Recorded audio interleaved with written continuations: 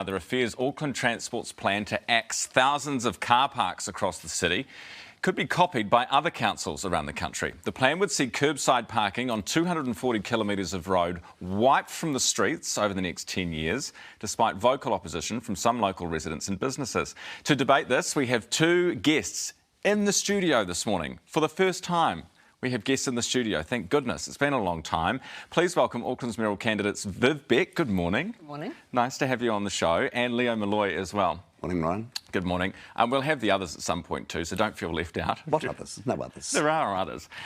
Good morning. Can I shake your hands? Sure. Nice to see you. Great to see you too. That's Nice to see you too, sir. Oh my goodness. We're actually doing this. I've missed you. Right, I want to start with cycling, because the reason that some of these car parks are going, of course, is because there will be either bus lanes or cycleways. So do either of you, do you bike? Do you bike to work, Viv? Not to work. I mean, I do cycle, but no, not to work. Okay. Would having more cycleways change your mind on biking to work? Not for me personally. No, neither. What about you? No, I don't have a bike. I choose other modes of transport. I like walking. Okay. Would you bike to work if there was a big cycleway that went from your house to the office? No, and nor is there any data to back up the fact that anybody else might bike to work. And page 30 of the Auckland Transport Plan, the annual report, it says clearly there's been no growth since 2016 in the number of people biking to work. So it's a myth. People don't do it. So why are we continually building cycleways in Auckland? Viv, do you know? Well, I think there are people who do like to cycle. I think there is an increase in the number who have been using them to get around. But the reality is, I think for a lot of people, they see the cycleways empty.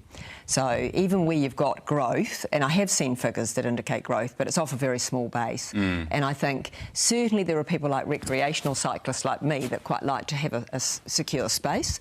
But I think in terms of taking over huge amounts of road space, there does need to be a stronger case made. OK, so you would say with this plan, for example, to get rid of all these car parks, you would obviously say, I'm assuming, to hell with it, we're not doing that. Well, I'm disappointed that Viv hasn't read the annual report because she's wrong. Because in 2016, there were 3.3 million cycle movements across Auckland. In 2021, there were 3.35. And in terms of kilometres travelled by mode, there's 0.5% of kilometres travelled in Auckland travelled by cycle. 0.5%. I think you're right when it comes to people commuting to work, but when it comes to recreational biking, I think we are seeing the numbers increase, aren't we? Yeah. So, No, OK. That's not true. OK, well, regardless, people are cycling a little bit more or not much more, and we're spending millions and millions of dollars on cycleways. So you would say this is madness, we don't want any more cycleways? No, I wouldn't say that at all. What I would say is look at the Lake Dunstan opportunity, where you go in first with your infrastructure and you build a great cycleway that adds values to people's lives. And clearly the opportunity in this city is to go into the Rodney area and you follow them with good infrastructure. You make cycleways dedicated cycleways. It has to be an or thing, a carriageway or a cycleway. It can't be both. We're trying to retrofit cycleways now to carriageways. Look at Mission Bay. Tamaki Drive is a disaster. They've built this little camelback arrangement. It's for people who cycle once a week and they go about 2 kilometres an hour, getting everyone's road, so the cyclists are back out on the main road again, holding up the traffic, doing 40 kilometres an hour. I've seen that too. The model doesn't work. We need to build a transport plan that meets the needs of Aucklanders. I think the city is changing. There's no question about that. We can't keep doing things the way we've always done them. But the problem is, at the moment, a lot of people just don't see the sense in what we're doing. The strategy actually needs to be reviewed. Right, and this comes back to Auckland Transport, doesn't it? Yes. There's all roads lead to Auckland Transport, this kind of a behemoth organisation that seems to run like it's a dictatorship. I mean, you look at the comments from Andrew McGill from Auckland Transport to the Herald on this plan, which they are yet to consult the public on. He says, we have a predetermined agenda. It's absolutely we are not going to back down simply because somebody is not going to like it. Reconcile it with their vision statement. Their vision statement says we are inclusive, we measure things by KPIs. They do none of those things. Andrew McGill's a good example of their superiority complex. The better example is Chris Darby, the councillor, who said you have to be re-educated. Since when has New Zealand been re-educating our citizens? That's North Korea, that's China, that's Russia. We don't re-educate. We give people options in Auckland. You give them viable options and they make an elective decision. So you both agree that Auckland Transport needs to have a big, well, I shouldn't say the word slap, but it needs a good whack. It does need a bloody good hiding. It's exactly what they need. Okay. I think it is outrageous that you actually go out to consultation on something and say, we have a predetermined agenda. I think we do need to change as a city, but this is not the way to do it. OK, so how do you get rid of Auckland Transport? That's the next question, isn't it? You get the right mayor in place, someone who doesn't take BS. That's the key to it. But you can't just unilaterally wipe it off the face of the planet, can you? No, it's actually been set up under statute. So the reality is a mayor cannot come in and just wipe it. The mayor can make appointments to the executive team. That's what can happen. There absolutely are levers that a mayor can pull, and that certainly would be my intention. All right, so you'd both be pulling these levers. What are these levers? Well, you'd replace the executive team, surely, wouldn't you? No. It's been set up under statute. So a mayor will come in and actually can develop, like, for example, what I propose to do is develop a strategy that makes sense, that's affordable, practical, and Aucklanders actually understand. Yeah, but this is sounding waffly, Viv. No. Get to that's the what I point. would campaign on. I come in after the election, you do your mayoral proposal, you can set direction for Auckland Council, Council can set direction for transport. Problem is it's not doing it at the moment. Okay. That's the way to do it. Do you need the councillors on board with you, though? Yes, you do. And Right. That's the point. So, You this is the problem both of you have, right? Being on the right of centre in politics in I Auckland. beg your pardon, I'm not right of centre. Oh well, whatever. You're certainly I'm not socially left. liberal. I traverse the entire spectrum. Are you I'm being a mayor endorsed for by all of the city. Are you being endorsed by Labor?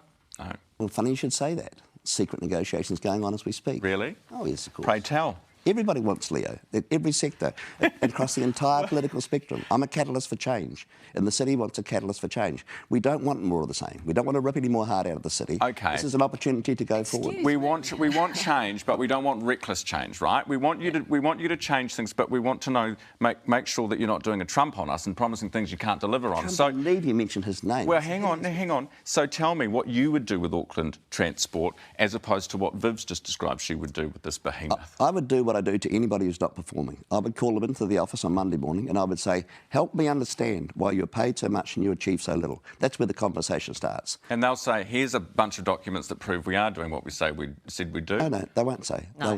They'll say, we're now looking for other opportunities, and I'll say, you're doing the right thing. Okay. All right. Sounds like either way, Auckland Transport is... And I took the liberty... You need a law change to actually get rid of it, which I is what you said understand that, you want. but I'm personally So- get things done, as you know. Yeah, so this is the other thing, is you could actually go to central government and see if you can get rid of them that way.